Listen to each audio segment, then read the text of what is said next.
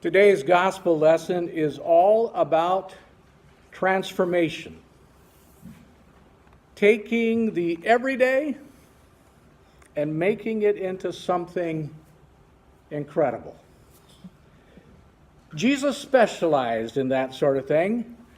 He took people who had often been left by the wayside and he brought them into the wholeness of community.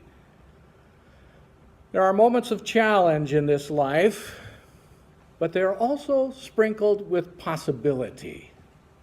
We just need to unlock that possibility and find grace and love. For instance, you may be aware, or you may not be aware, of an actor by the name of Vin Diesel. Anybody heard of him? Yes. He has been in more than 35 movies, including all of the Fast and Furious films. But it doesn't matter if you know of him or not. Just know that he is one of the most successful actors of our day. When he was 7 years old, he and his brother broke into a theater in New York with the intent of vandalizing it. When they were caught, instead of calling the police, the theater's artistic director offered them roles in an upcoming show.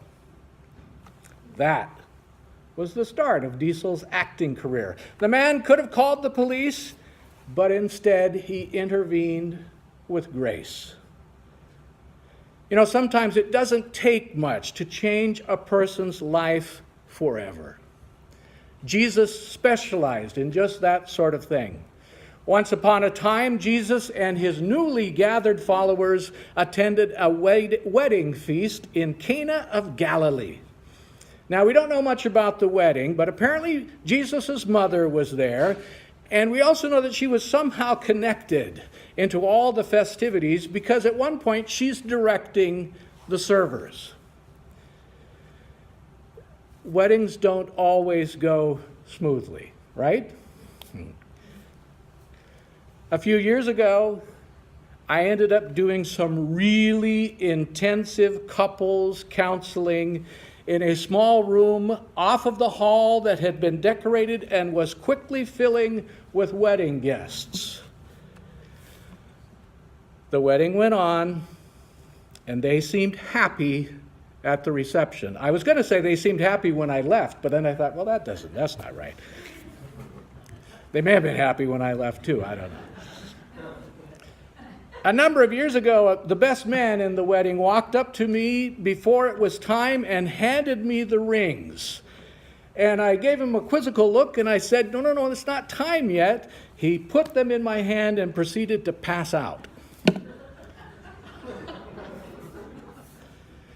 Once in California, and I remember this wedding because I was the 35th person on the chancel. That's how many attendants there were. The groom started that, swaying thing that happens just before you faint. And there was a solo going on at the time, so I whispered to the bride, I said, we've got to sit him down before he falls over. She gritted her teeth and said, no, that would ruin the wedding. And then about a minute later, he collapsed into my arms, and I laid him down on the floor until, obviously, you put somebody down, they wake up, and he did. Things were starting to go wrong at the wedding that Jesus and the disciples were attending. His mother learns that they have run out of wine. She comes to Jesus, and she lets him know, hey, they've run out of wine. Now, this becomes a sort of a window into the relationship between a mother and son. Because Jesus says to her, well, what does that have to do with us? My hour has not yet come. And in a way, he's saying, Mother, leave me alone. Leave me out of it. Mary simply turns to the servers and says, do whatever he tells you. She showed him who's in charge. It's as if she was saying, you are still my son. I don't care how old you get. You are still my son. Now do what your mother tells you. It really doesn't tell us much more about that conversation, but I can just imagine Jesus standing there with his eyes closed, slowly shaking his head and thinking, Mother. And all of this in front of his new followers. I think he was probably going to get some razzing for this later on. And now, here's where the transformation symbolism starts to take hold.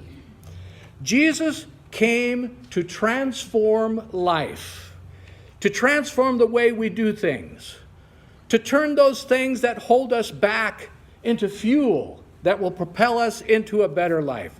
He takes the water that was designated for the rituals of purification, and he changes that water into wine. He takes a challenge, a party that's about to fall flat on its face, and he turns it into a celebration of love and life.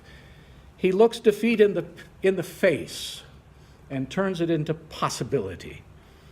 Now think about this. We know that those jars were filled with water. There were 6 of them, and it says each of them holding 20 to 30 gallons.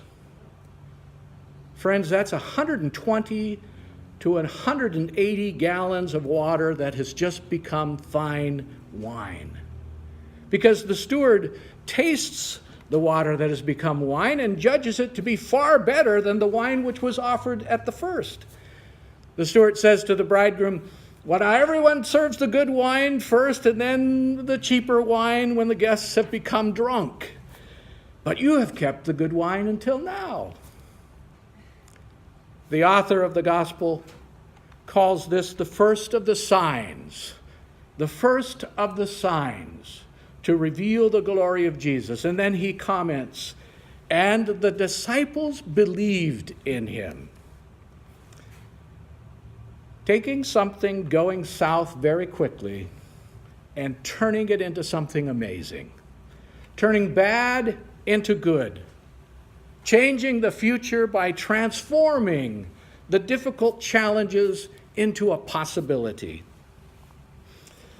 My guess is you have probably heard the story about a man named Alfred who happened to be the inventor of dynamite, TNT. Because of that, Alfred became incredibly wealthy from that invention. And later in his life, when his brother died, Alfred's brother passed away. But the leading newspaper in Stockholm, Sweden, made a mistake. They thought it was Alfred who had died, not his brother. And so they printed Alfred's obituary in the paper.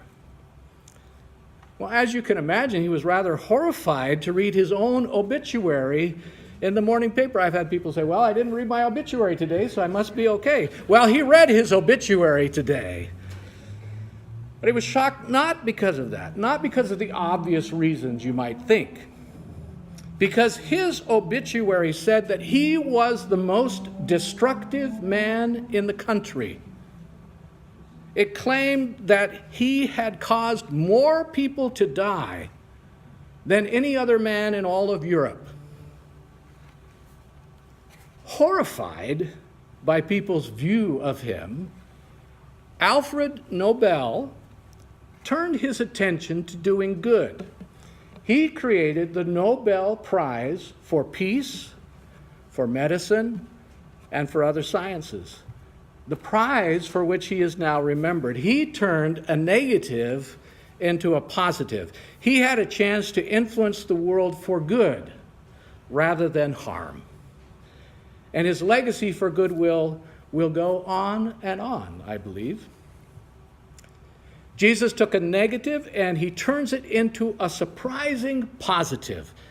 Now, my guess is if we had been present at that party, we would probably have been pretty impressed by the vintage wine that was saved until the last, because typically humanity's way is best described by that steward and saying, most people use the expensive stuff at the beginning and then bring out the cheap stuff. Keeping a good front in public and often living inferior lives within ourselves. That's somehow people's way, but that's not God's way, and it should not be our way. Jesus' disciples believed in him, it says, not only because of the miracle, but also because they tasted the new wine which he offered. Their lives were changed by it. I don't mean the wine that was served that day, but by watching him live and love. Reinhold Niebuhr said a generation ago that Christianity has not been tried and found wanting. It has been found difficult and left untried. I see a challenge for us. A challenge to live out the teachings of Jesus in how we give ourselves to the world. A challenge to live by the power of God's grace so that we can taste the new wine in community with our sisters and our brothers, so that we can walk through the present into the future with God, knowing that there will be times of trial and testing. There will always be times of trouble, times when the wedding just isn't going as planned, when our lives aren't going as planned, but that can't be our focus. Deepak Chopra once related a story about his month-long experience staying at a Buddhist monastery in Thailand. Deepak was not used to walking barefoot all day, as his Buddhist monk teachers did. Consequently, his feet hurt when he was walking, especially when he stepped on the small pebbles littering the ground. So I went to his mentor and he said, "My feet are hurting." His mentor smiled knowingly and responded, "Focus on the foot that is in the air, not the foot touching the ground." Jesus calls us to a life of radical love, where we reach out to everyone around us with that same transforming grace. Focus on the good. Focus on the possibility. Focus on the grace of a new beginning. Water into wine is the transformation God holds out to all of us within our own lives. God offers a creative and imaginative change. In the Episcopal Book of Common Prayer, there are some rather haunting words in one of the prayers offered in the celebration of the Holy Eucharist. The prayer goes, "In him you have brought us out of error into truth, out of sin into righteousness, out of death into life." That sentence sums up for me what the miracle of turning water into wine really means. By following the way of Jesus, I have a way, a path on which I can walk. Jesus shows me by grace the ability to be brought from error into truth, from sin into righteousness, from brokenness into wholeness, and above all, from death into life. Thanks be to God.